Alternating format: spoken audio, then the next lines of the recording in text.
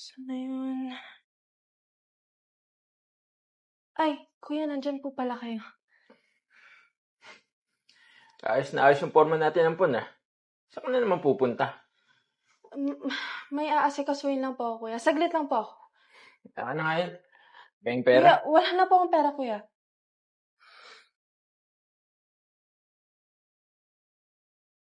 Eh, ano to? Ano? Madamot ka na? Kuya, last money ko na po kasi yan. And naubos niyo na po yung sahod ko. Bakit?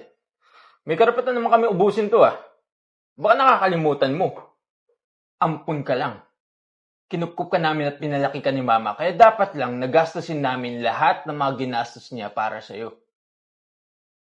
Alam ko naman po yun, kuya. Oh, alam mo naman pala eh. Aangal-angal ka pa. O ito.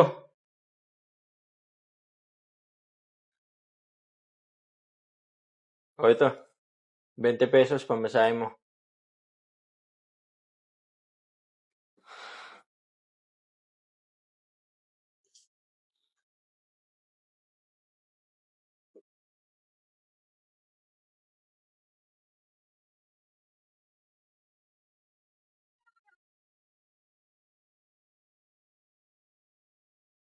Oh, nandiyan ka na pala. Pakikuha nga akong tubig, nauuhaw na ako. Ano? Bakit ka nakatunga nga dyan? Sabi ko, kuha mo akong tubig, nauuhaw ako. Tsaka ugasan mo yung mga pinggan dyan, nakatambak na sa kusina. Ate, sa akin po ata yung damit na sinuot niyo po.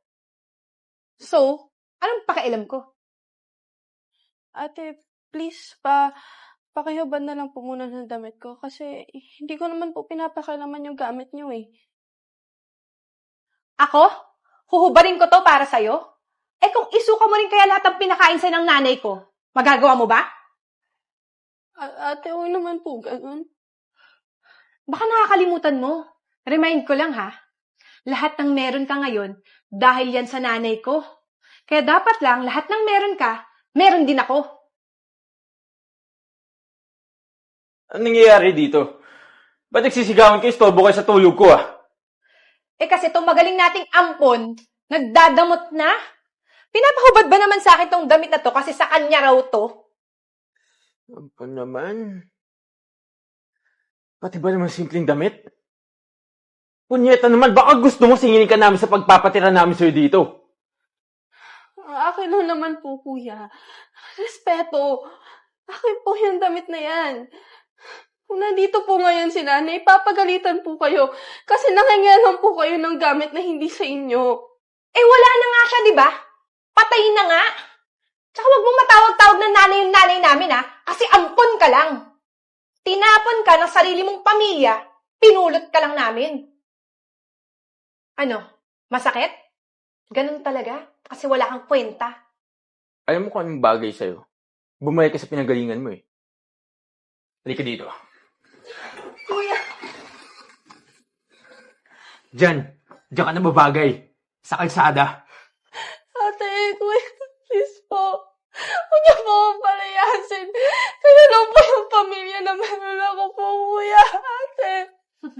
Oh, kawawa ka naman. Welcome back ha, kasi diyan ka talaga galing. Ate! Ate! Kuya! Huwag niyo po akong palayasin. Ate! Kuya! Kaya lang po yung pamilya ko.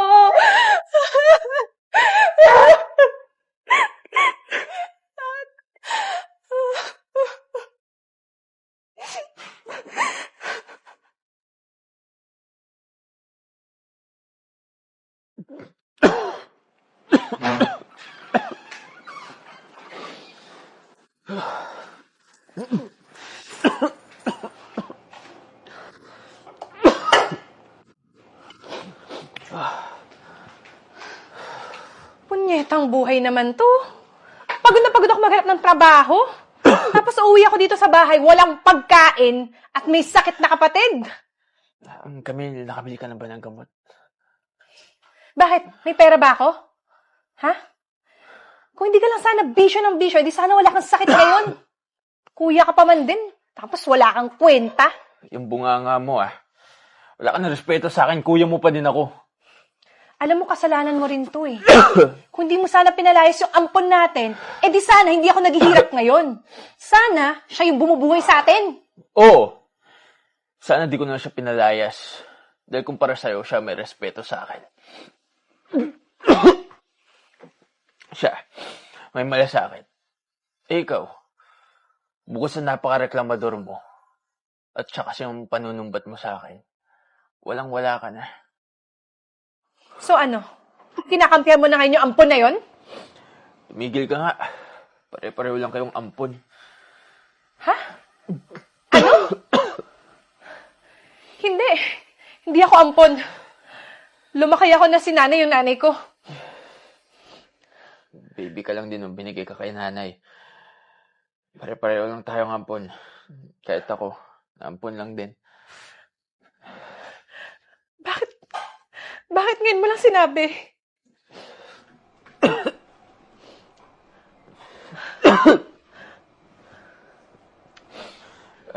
Masyado akong nabulag sa mga bisyo ko noon. Masyado akong naging kampante sa ampon natin. Ayun. Masyado akong naging kampante sa na siya yung bumubuhay sa atin, pero nagkamali ako.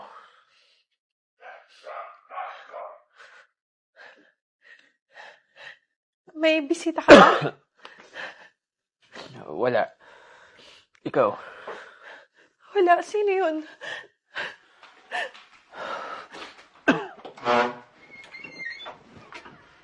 Tanya? Sino yun? Kung nandito ka para pagtawanan kami, pwede ka na umalis. Hindi po. Nandito po ako para tulungan kayo. Hindi po ako magtataka kung nagulat po kayo.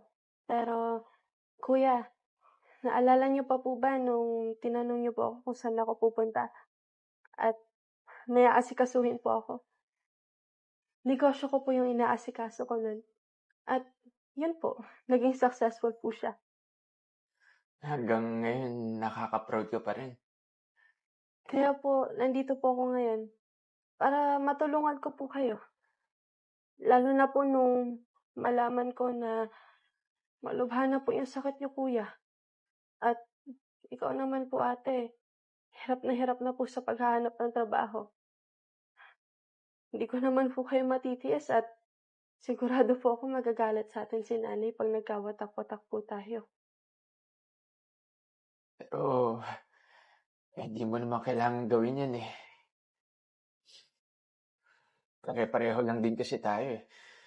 Hindi din naman kami anak ni nanay. Ampon lang din kami. In short, strangers na yung tatlo. Ano naman po, hindi naman po kailangan na magkadugo po tayo para masabi po nating mahal natin ang isa't isa bilang pamilya. Dahil ako, ate, kuya, sa inyo ko po naramdaman ng pagmamahal ng isang pamilya. Ang magkaroon ng kapatid. Kaya po, kayo ang gusto kong makasama sa pagiging successful ko po. Pero, hindi naging maganda yung turing namin sa'yo eh. Hanggang ngayon pinagsisisihan namin yan. Sana mapatawad mo kami. Okay lang po. Pinagsisisihan niyo naman na po, di ba? Tsaka, ang turo rin po sa atin ni nanay, dapat po maging mapakumbaba po tayo sa mga kapatid natin. Kaya sana, hayaan niyo po ako na tulungan ko po kayo.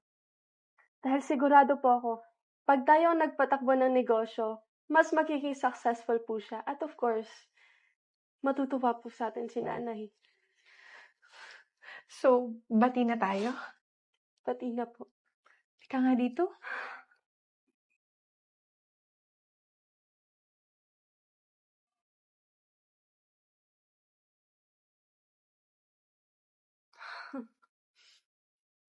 Welcome back, Bunso. Salamat po, kuya.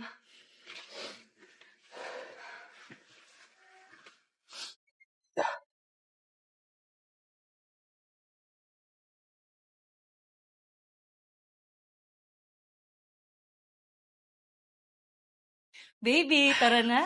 Let's go. Hindi ka nawa? Kanina pa. Tagal mo. Naglalaway ka no. Oh, wait lang. Huwag natin kalimutan yung secret weapon mo. Nga. Diba? Sige. Dali Hintayin mo ako, ha? Oh, tagal pa niyan.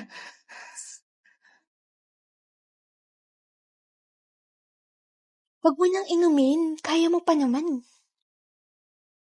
Hindi totoo yan. Inumin mo na para masayahan kayo. Ikaw din. Hindi, nainom ko na. Okay na? Game na ako. Let's go. Let's go. Robust. Subok na. Effective talaga. Astig to.